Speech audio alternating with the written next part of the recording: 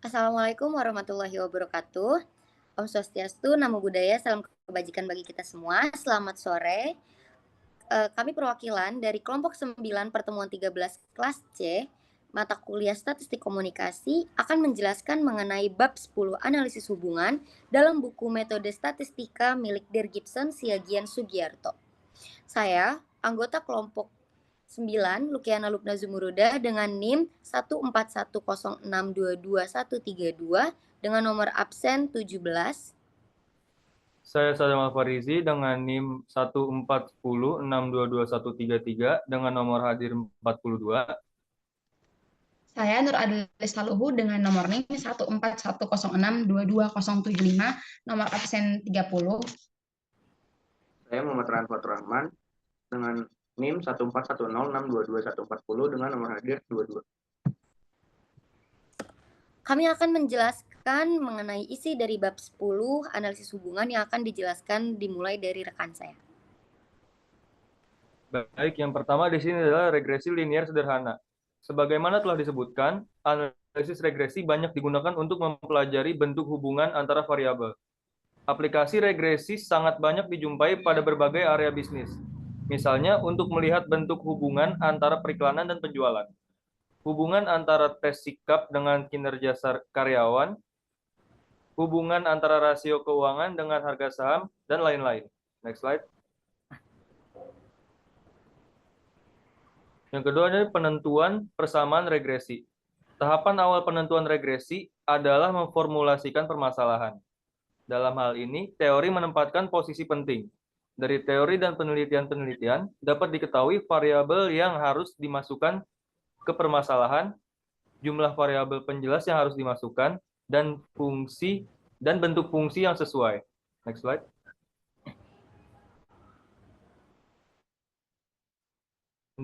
Selanjutnya di sini ada standar error pendugaan. Dalam analisis regresi, standar error mencerminkan standar deviasi yang mengukur variasi titik-titik di atas dan di bawah garis regresi populasi. Nilai standar error terutama dibutuhkan untuk memperluas inferensia. Karena nilai populasi tidak diketahui, maka O diduga sama dengan S. Sehingga SE adalah standar deviasi yang menggambarkan variasi titik-titik di atas dan di bawah regresi sampel. Selanjutnya akan dilanjutkan dari rekan saya. Oke, selanjutnya adanya penggunaan matriks dalam regresi yang dijelaskan di buku halaman 243, di mana untuk menyelesaikan regresi dengan metode kuadrat terkecil bisa digunakan notasi matriks. Matriks yang diperlukan adalah XX dan juga XY. Nah, penggunaan matriks regresi berganda dua variabel bebas dapat diterapkan dengan nilai-nilai standar error dengan menggunakan matriks terdapat 5. Yang pertama, standar error pendugaan atau SE. Yang kedua, standar error B1, SB1. Yang ketiga, standar error B2, SB2. Yang keempat, standar error bagi rata-rata Y bila X1 dan X2 diketahui. Dan yang terakhir, standar error bagi Y bila X1 dan X2 diketahui. Oke, selanjutnya ada pula bunga rampai regresi OLS yang dijelaskan di buku halaman 245, di mana yang pertama ada metode sidik ragam. Dengan menggunakan metode kuadrat terkecil dapat diperoleh penduga parameter regresi sehingga dimungkinkan untuk melakukan peramalan maupun estimasi nilai variabel tak bebas bila nilai-nilai variabel bebasnya diketahui. Dengan metode sidik ragam dimungkinkan untuk melakukan pemecahan keragaman total menjadi beberapa komponen keragaman-keragaman penyebab.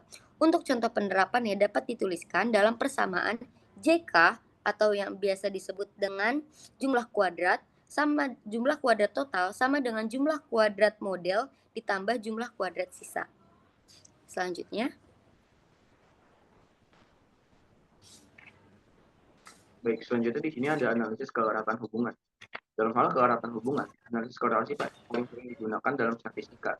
Nyatanya lebih dari satu jenis analisis korelasi yang dapat digunakan tergantung pada skala penggunaan datanya. Di sini ada koefisien korelasi Pearson.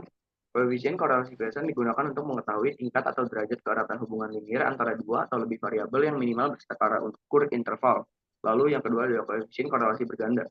Koefisien korelasi berganda mengukur keeratan hubungan antara variabel respon atau Y dengan semua variabel penjelas, yaitu X1, X2, X3, X4 secara bersamaan. Lalu ada koefisien korelasi parsial. Koefisien korelasi parsial melibatkan banyak variabel, tapi pada koefisien korelasi parsial ini diukur korelasi antara dua variabel, misalnya Y dan X1, dengan menjaga agar variabel lainnya tetap konstan.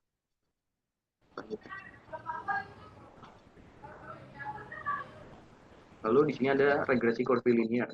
Dalam kenyataan, banyak dijumpai bentuk fungsi yang dapat menggambarkan fungsi kurvilinier atau non-linear antara dua variabel atau lebih.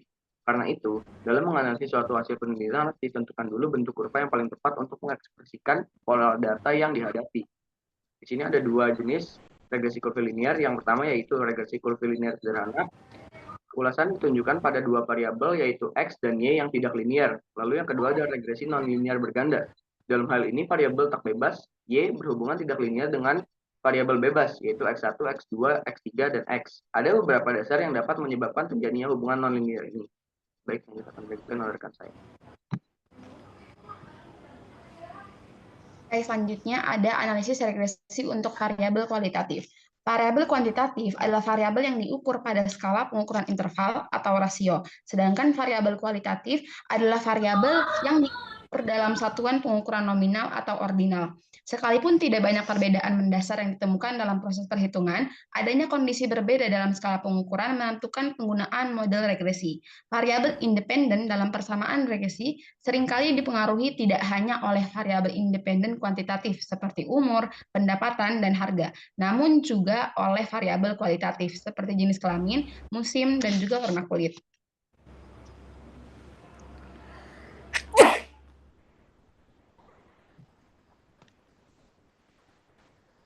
Selanjutnya ada variabel ukur nominal. Variabel dengan skala pengukuran nominal pada persamaan regresi biasanya menunjukkan adanya klasifikasi atau kategori tertentu. Misalnya, jika Anda ingin meregresi pengaruh kondisi kemasan suatu produk terhadap harga jualnya, Anda dapat mengklasifikasikan kemasan produk tersebut ke dalam kategori menarik ataupun tidak menarik. Lalu, model regresi yang menggunakan variabel bebas kualitatif pada skala pengukuran nominal sering disebut dengan model analisis varians.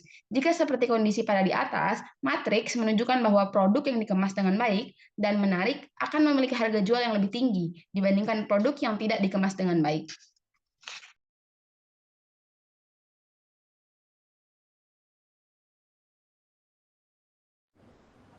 Baik, sekian penjelasan dari kami kelompok 10 bab analisis hubungan. Apabila ada pertanyaan bisa ditanyakan langsung di kolom komentar atau bisa menghubungi kami langsung via WhatsApp. Semoga dapat dipahami. Wassalamualaikum warahmatullahi wabarakatuh.